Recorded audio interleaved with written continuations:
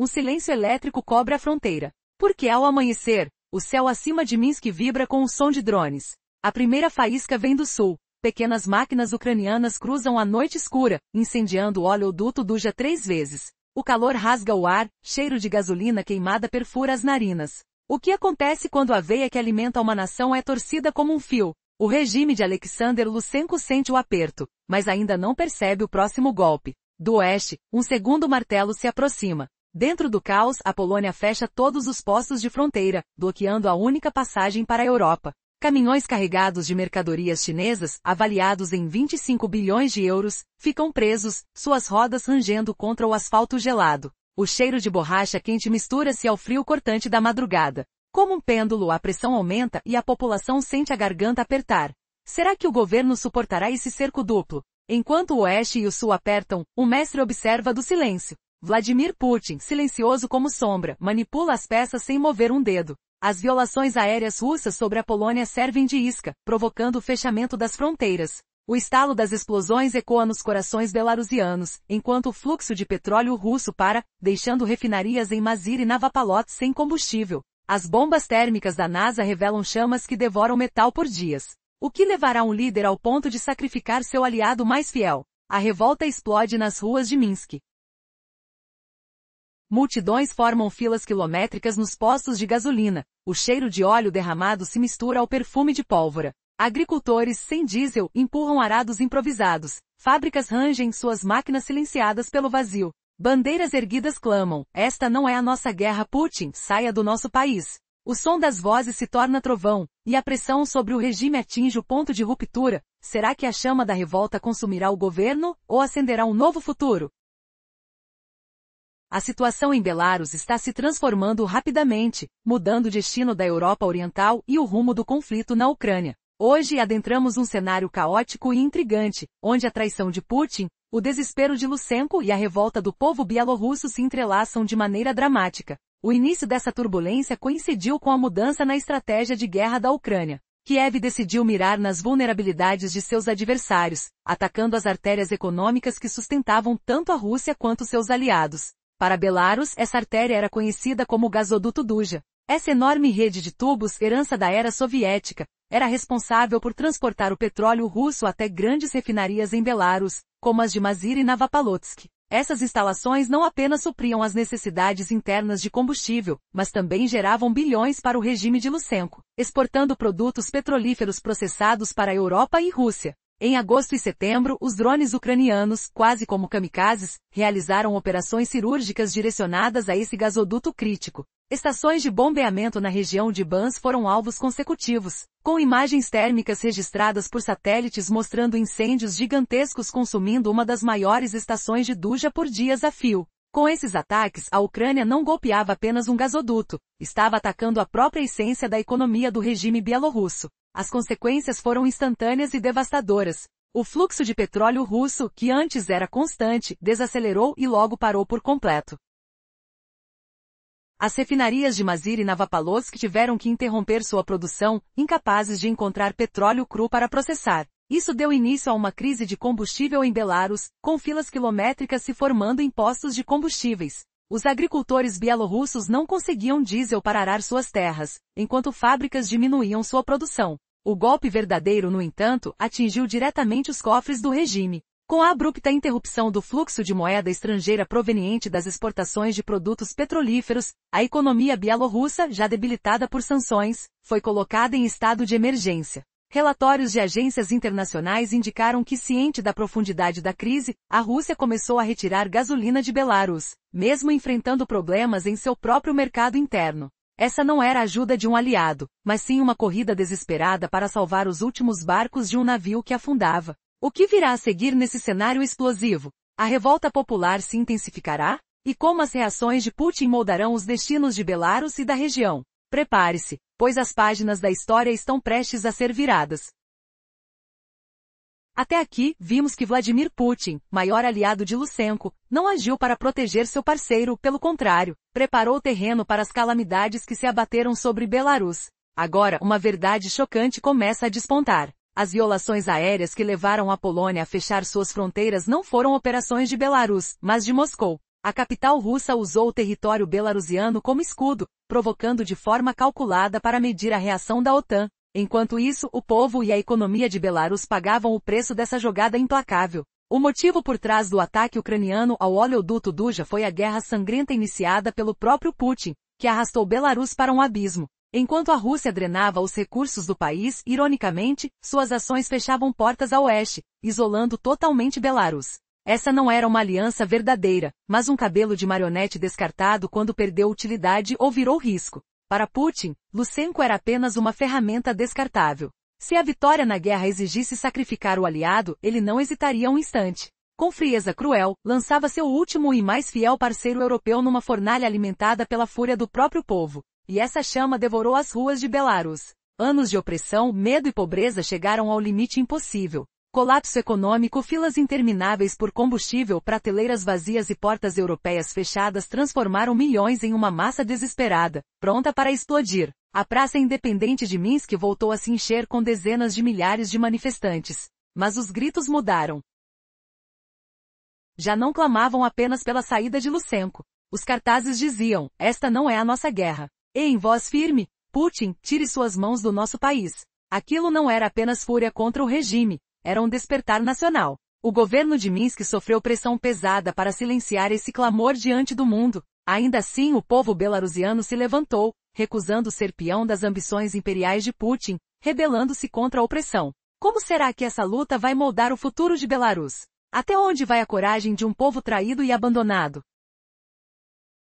Resumo da parte anterior. Moscou tenta manter sua influência enquanto o Ocidente pressiona, mas a Rússia pode intervir e até provocar uma guerra civil em Belarus, arriscando ocupar totalmente o país para não perder seu último aliado. A resistência de parte do exército belaruso, somada à revolta popular, pode mergulhar a nação em uma guerra civil sangrenta. É o cenário mais sombrio e devastador que se pode imaginar. E se um dos dois caminhos mais esperançadores se concretizar, a queda de Lutsenko ou um golpe interno, o terremoto geopolítico que resultará mudará o destino de Belarus, de toda a Europa Oriental e o rumo da guerra na Ucrânia. Para Putin, seria um desastre estratégico. Ele perderia seu aliado mais fiel, a base logística vital para seu exército e o amortecedor que separava Moscou da OTAN. Em poucos dias, a fronteira da aliança poderia tocar os portões de Smolensk, a apenas algumas centenas de quilômetros de Moscou. O que o líder russo tentou impedir invadindo a Ucrânia agora seria realizado pelas próprias mãos. Na Ucrânia, isso poderia marcar o ponto de virada. Qualquer novo governo em Belarus encerraria imediatamente o uso do território pelas forças russas. A Ucrânia garantiria sua fronteira norte, transferindo tropas para os frontes leste e sul. Linhas de abastecimento russas seriam cortadas, reduzindo drasticamente a capacidade de Moscou de sustentar o conflito. Assim, a guerra poderia terminar muito antes do previsto, com vitória ucraniana que consolidaria o poder dos Estados Unidos e da União Europeia na região, assegurando a derrota completa de Putin. Os gritos nas praças de Minsk não cantam apenas contra um ditador, eles anunciam o fim de uma guerra inteira. Mas a queda de um regime não surge apenas da fúria das multidões. Essa fúria precisa infiltrar-se nos quartéis militares, nas delegacias de polícia e nos corredores obscuros dos serviços de inteligência. O que acontece agora em Belarus é exatamente essa penetração silenciosa. Será que os soldados leais à antiga ordem resistirão ao avanço dos manifestantes? Ou a desconfiança ocupará as salas onde se planeja o futuro do país? O destino de toda a Europa pode pender sobre uma decisão que ainda está por vir.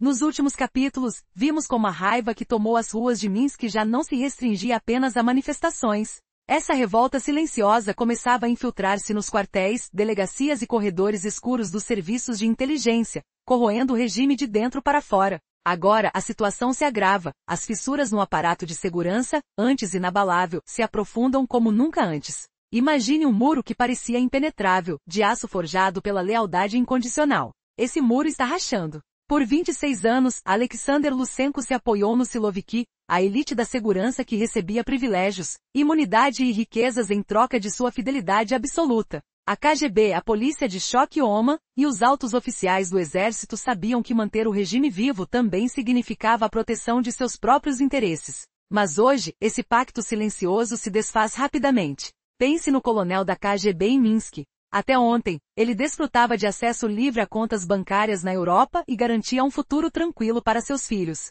Agora, com a fronteira polonesa fechada, tudo isso está ameaçado. Já o comandante da polícia Oman, que tenta controlar as ruas agitadas da cidade de Brest, enfrenta o caos no seu próprio tanque de combustível, a escassez de gasolina o deixa preso, impotente diante da fúria popular e da crise. Quando o regime não consegue mais sustentar esses privilégios, os mesmos que vestem o uniforme começam a buscar novos caminhos. Mas não espere uma revolta grandiosa e imediata dentro das forças de segurança. Esse é um processo silencioso, profundo, de pequenas recusas, ordens ignoradas,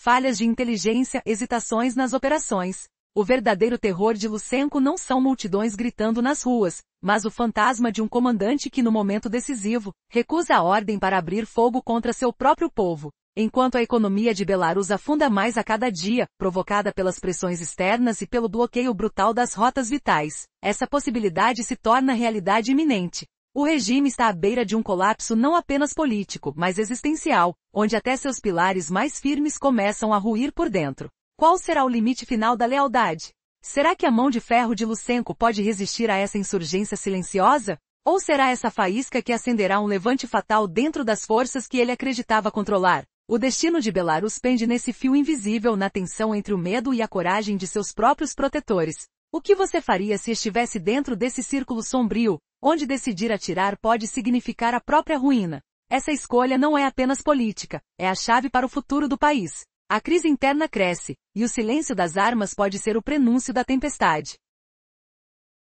O que realmente amedronta Lushenko não são as milhares de vozes que ecoam nas ruas de Minsk, mas o silêncio inquietante que pode surgir dentro do próprio exército. Imagine o momento em que ele ordena que atirem nos manifestantes, e para seu pavor, um comandante recusa obedecer. Esse medo cresce a cada dia, à medida que a economia de Belarus afunda, consumida por crises e incertezas. O regime está sangrando por dentro, ameaçado por uma rebelião silenciosa entre quem deveria protegê-lo. Mas o pesadelo mais sombrio para Lushenko é a união inesperada da polícia militar com o povo revoltado, uma aliança capaz de derrubar seu governo da forma mais violenta e definitiva. Nesse cenário, suas rotas de fuga se fechariam, deixando-o encurralado sem esperança de salvação. E enquanto o poder político treme, o caos econômico se aprofunda. Nas estradas, os caminhões que antes cruzavam a Europa e mantinham o país vivo agora enfrentam um impasse cruel: virar para o leste em uma longa e cara jornada, ou simplesmente esperar. Por anos, as caravanas de caminhões e trens foram as veias pulsantes da logística belarussa, ligando-o ao mercado europeu. Agora, com a fronteira fechada, os custos explodiram, as distâncias aumentaram, e os seguros e fretes atingiram preços inimagináveis. Além disso, o mercado de combustíveis na Rússia está instável, assombrado por incêndios em refinarias, manutenções e bloqueios pontuais às exportações. Para os motoristas belarussos, abastecer não é mais rotina, mas uma fonte constante de tensão. Cada 100 quilômetros adicionais equivalem a um peso no bolso, refletido nas etiquetas nos caixas dos supermercados. Essa crise encadeia perdas absurdas, alimentos perecíveis estragam à espera do transporte, reparos de máquinas atrasam, e produtos eletrônicos desaparecem das prateleiras. Nos canteiros de obras, o aviso é desesperado: estamos esperando pelas mercadorias. Tudo isso de repente parou. Caminhões foram forçados a seguir por rotas mais longas, pelo território russo, dobrando o custo em tempo e combustível. Esse cenário não apenas rompeu a cadeia de suprimentos, mas causou pânico entre a população. Em supermercados e postos de gasolina, a sensação de escassez se espalhou como fogo em palha seca. Mesmo sem falta real de produtos, rumores de mercado negro fizeram os preços dispararem. Prateleiras que antes se fartavam de itens importados agora vazias geram ansiedade e medo. E se amanhã faltar o remédio que minha família precisa? Essa combinação explosiva de medo, desconfiança e sofrimento transforma o ar em algo pesado, quase palpável, um cheiro de tensão que invade cidades inteiras, onde o silêncio das ruas pode a qualquer momento se quebrar em gritos de revolta ou disparos de armas. A pergunta que ecoa em cada canto é: até quando o povo vai suportar essa pressão antes que tudo desmorone de vez? Na parte anterior, descrevemos como o medo de escassez e os rumores de mercado negro fizeram os preços dispararem, as prateleiras se esvaziaram e a população temia atrasos na entrega de medicamentos essenciais. Gancho impactante, 300, 400 caracteres. Você já imaginou que o fechamento de um único fronteira poderia desencadear a queda de um regime, destruir uma economia inteira e colocar em risco a vida de milhões? E se eu lhe disser que esse fechamento foi orquestrado por quem quer manter o poder a qualquer custo, sacrificando até seu aliado mais leal? O que realmente acontece quando as engrenagens de um império começam a rangir sob o peso de suas próprias armadilhas? Uma fronteira se fecha, 3 vítimas surgem: o cidadão comum, a economia bielorrussa e o plano de influência de Moscou. Quando a fronteira polonesa se tornou barreira intransponível, o fluxo de mercadorias, toneladas de carga, contêineres cheios de bens de consumo e suprimentos críticos, foi abruptamente interrompido. O barulho dos caminhões que antes cruzavam livremente foi substituído pelo silêncio opressor de estradas desertas, enquanto o cheiro de gasolina queimar nos postos era substituído por um ar pesado de ansiedade. Os agricultores, antes acostumados ao ronco dos tratores, agora enfrentam o tilintar das ferramentas vazias. As fábricas que antes ecoavam o clangor das máquinas silenciam, e o povo vê suas contas inflacionarem como fogo que consome papel. No coração de Minsk, os manifestantes gritam: "Não é nossa guerra. Saia, Putin!" Enquanto dentro das bases militares surgem sussurros de insubordinação, um coronel que antes jurava lealdade ao regime agora questiona a ordem de abrir fogo contra civis. Cliffhanger. Mas quem realmente puxa as cordas por trás desse caos? Será que o próprio Putin já tinha planejado sacrificar Lutsenko para reforçar sua estratégia na Ucrânia, deixando a Bielorrússia à deriva como um tabuleiro de xadrez? A resposta se revela numa noite de vento cortante, quando os drones ucranianos, silenciosos como sombras, incendeiam novamente a tubulação Duja, cortando o fluxo vital de petróleo. Enquanto o fogo ilumina o céu, um canal de comunicação secreto entre Moscou e o alto comando bielorrusso desaparece, indicando que a ordem final jamais foi enviada. Desfecho épico. Em um último ato de traição, Putin ordena a eliminação de Lutsenko não por vergonha, mas para evitar que o regime desmoronado se torne um ponto fraco que a Ucrânia poderia explorar. O que parecia ser um aliado fiel revela-se um peão descartado, e o futuro da Bielorrússia fica nas mãos de um grupo de oficiais que, diante da escolha entre obedecer a Moscou ou abrir caminho para a liberdade, decide, em silêncio, romper as correntes. O eco das explosões ainda reverbera, mas agora é o som de esperança, ou de um novo caos que se aproxima. A pergunta que fica: quem realmente controlará o amanhã de Minsk, e até onde chegará a mão invisível que ainda tenta moldar o destino de uma nação inteira? Um resumo do que aconteceu até agora. A economia da Belarus foi severamente impactada por ataques aéreos, e a Rússia começou a retirar gasolina do país em um momento de crise extrema. Isso não foi um ato de solidariedade, mas uma tentativa de salvar o que ainda restava de um navio afundando. Agora, uma nova e devastadora reviravolta se aproxima de Belarus. Enquanto a economia bielorrussa se contorcia com os ataques aéreos do sul, um golpe mortal e duradouro surgiu do oeste: o fechamento das fronteiras pela Polônia. Apresentada como uma retaliação às violações do espaço aéreo polonês por drones russos, essa decisão teve consequências muito mais profundas. Com a fronteira fechada, Belarus se viu isolado da Europa, cortando todas as suas rotas de comércio pelo Ocidente instantaneamente. A relação comercial com a China, da qual Lukashenko havia nutrido grandes esperanças, foi severamente interrompida. Grande parte dos 25 bilhões de euros em bens que chegavam anualmente da China para a Europa passavam pela rota que conectava a Polônia a Belarus. Com o fechamento, trens cargueiros com milhares de contêineres ficaram encalhados no território bielorrusso, criando um pesadelo logístico e um golpe financeiro devastador para Pequim. Lukashenko, em um piscar de olhos, se tornava um parceiro problemático e instável para um dos seus principais aliados econômicos. Enquanto isso, uma crise humanitária se desenrolava nas fronteiras, destruindo a legitimidade do regime aos olhos do povo. Milhares de bielorrussos que trabalhavam, estudavam e tinham famílias na Europa, se viram repentinamente presos em sua própria terra. Essa situação rasgou ainda mais o já frágil vínculo entre Lukashenko e sua população, deteriorado desde as massivas manifestações de 2020. E em meio a esse tumulto, a pergunta pairava no ar: o que fazia Vladimir Putin, o maior aliado de Lukashenko, enquanto seu parceiro se afundava? A verdade é sombria. Não apenas Putin permaneceu inerte, mas também foi o responsável por pavimentar o caminho para essa catástrofe. Os drones que violaram o espaço aéreo polonês não eram operações bielorrussas, mas rusas, manipulando Belarus como um escudo em um jogo de xadrez geopolítico onde o povo pagava o preço das ambições de Moscou. O que realmente se passa nas sombras desse conflito? Até onde Putin estaria disposto a ir para manter seu controle sobre Belarus? O pêndulo do destino já estava balançando em Belarus. Após a economia do país ser abalada por ataques aéreos, uma nova e devastadora fatalidade se desenrolava no oeste: o fechamento das fronteiras pela Polônia. Essa decisão, justificada como retaliação pelas violações do espaço aéreo, revelou-se um corte profundo e estratégico. Não se tratava apenas de restringir a liberdade de movimento das pessoas, mas de isolar Belarus do comércio com o Ocidente. Com essa ação, os laços comerciais com a China, que antes eram a tábua de salvação do regime de Lushenko, foram praticamente rompidos. Um montante significativo do comércio, que somava 25 bilhões de euros por ano, agora estava bloqueado. Os trens de carga abarrotados de mercadorias ficaram encalhados, criando um pesadelo logístico e um golpe financeiro cruel para Pequim. Lushenko, uma vez visto como um parceiro estratégico, se tornava uma figura problemática. Enquanto isso, a situação no border se tornava cada vez mais crítica. Milhares de belarusianos, separados de suas famílias e de suas vidas na Europa, encontravam-se aprisionados. Essa crise humanitária atingiu o cerne da legitimidade do regime, que já estava fragilizada desde as manifestações de 2020. O que estaria fazendo Vladimir Putin, o maior aliado de Lushenko, em meio a esse turbilhão? Por que o homem que prometeu assegurar a sobrevivência de Lushenko parecia tão distante? A resposta revela uma faceta sombria e insensível da crise. Não apenas Putin não levantou um dedo para salvar seu aliado, como também ajudou a pavimentar o caminho para todas essas desgraças, ao utilizar Belarus como escudo.